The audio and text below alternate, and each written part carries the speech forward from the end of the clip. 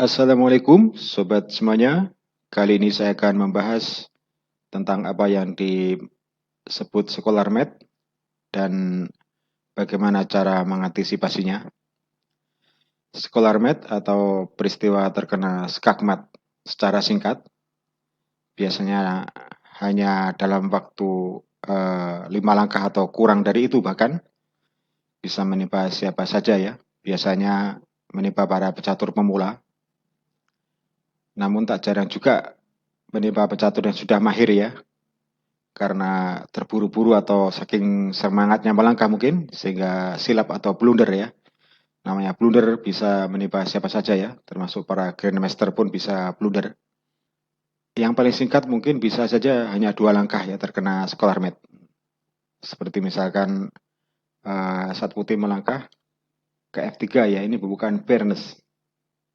Ya, hitam bisa melangkah dengan langkah tajam ke E5 atau ke E4 ya.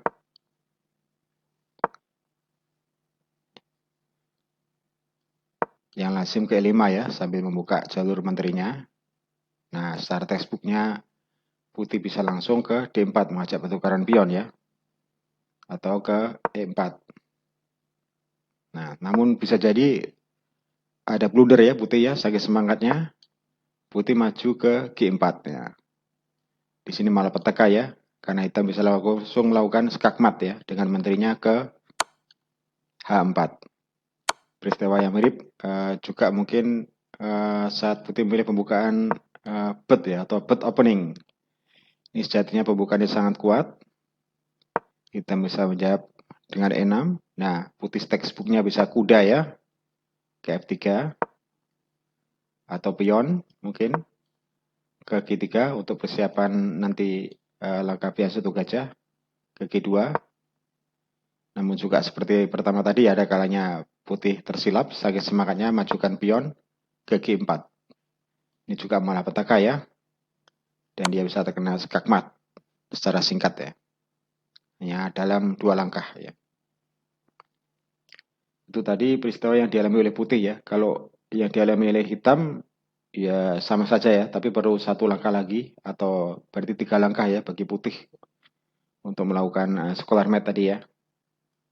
Putih bisa milih E4, pembukaan beda raja. Kita F6. Putih melangkah tajam. D4.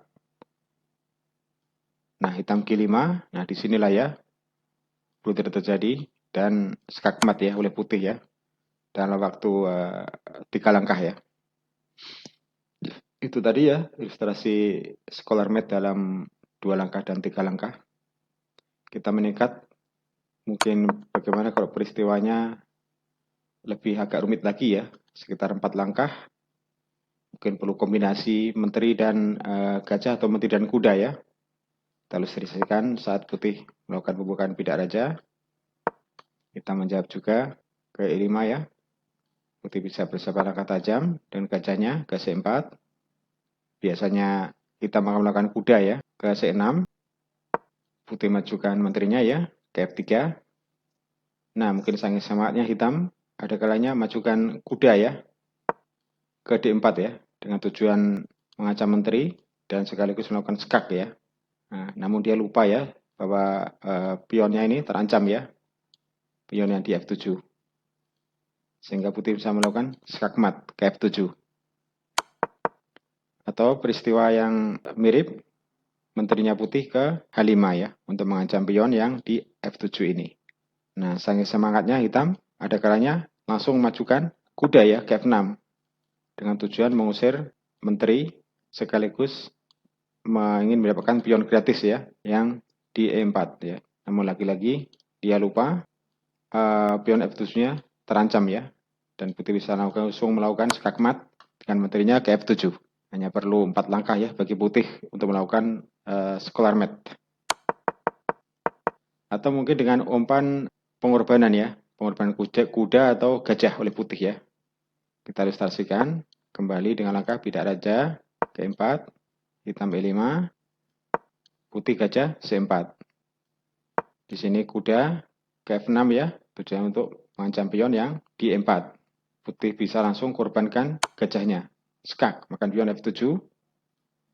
Hitam makan dengan raja. Putih mengajak pertukaran pion ya. Di sini hitam mungkin menolak karena lebih tertarik makan pion gratis yang di E4 ya. Sekaligus macam pion putih di F2. Putih bisa melakukan skak ke E5. Raja mundur ke D8. Putih makan pion gratis ya di E5. Nah, sambil mengancam kuda yang di E4. Mungkin hitam tidak berpikir panjang, melangkahkan menterinya ke H4 ya. Dengan tujuan melindungi kuda ya. Dan juga sekaligus melakukan skak dengan makan pion yang di F2 ya. Namun dia lupa posisi rajanya ini kritis ya, tidak terlindungi, sehingga putih bisa langsung melakukan skak mat. Atau dalam variasi lain, melalui pengorbanan kuda misalkan ya. Kembali kita ilustrasikan, putih melangkah E4, hitam E5, putih kuda F3, kemudian hitam kuda F6, putih makan pion E5, hitam juga makan pion E4, kemudian putih korban dengan kudanya, makan pion F7, hitam makan kuda dengan raja, putih skak ke E5. Nah, di sini yang lebih aman bisa tutup ya dengan pion ke G6.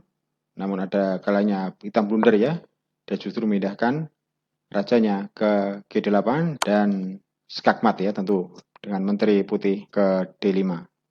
Demikian ya secara singkat sobat semuanya, sebagian dari peristiwa Scholar Mat yang bisa saya ilustrasikan, dan masih banyak lagi peristiwa yang mungkin terjadi ya akibat blunder mendasar. Nah, sekarang bagaimana mengantisipasinya? Nah, Scholar Mat ini terjadi biasanya yang paling rawan adalah ancaman pion di F7 ya. Saat putih melakukan langkah E4, pembukaan bidak raja, hitam harusnya sudah bisa mengantisipasi ya bahwa langkah selanjutnya putih akan menempatkan kudanya di C4 dan menterinya di F3 atau di H5 ya. Nah, di sini yang paling lemah posisinya adalah pion F7 ya. Karena pion ini akan bisa terancam oleh menteri dan juga oleh gajah terang putih ya. Nah, salah satu antisipasinya untuk konservatif, hitam bisa melangkahkan pion ke E6. Bagi catur pemula, langkah ini cukup aman daripada langkah yang tajam ya, misalkan pion ke E4. Atau sejak awal dia melangkahkan kudanya ya ke F6. Ini juga langkah antisipasi. Itu tadi antisipasi yang paling sederhana ya. Namun bagaimanapun juga kewaspadaan selalu perlu ya. Karena namanya blunder bisa menimpa siapa saja, termasuk pecatur yang sudah mahir sekalipun ya kalau tidak hati-hati. Berikut ini akan saya sajikan berbagai peristiwa Scholar Mat yang pernah saya mainkan ya. Di antaranya juga ada yang pemain yang dengan rating yang cukup tinggi ya, di atas 2000 terkena Scholar Mat ini. Atau terkena skakmat dalam waktu yang singkat, bahkan kurang dari 10 langkah ya. Selamat menyimak dan semoga menjadi pelajaran. Demikian, wassalamualaikum warahmatullahi wabarakatuh.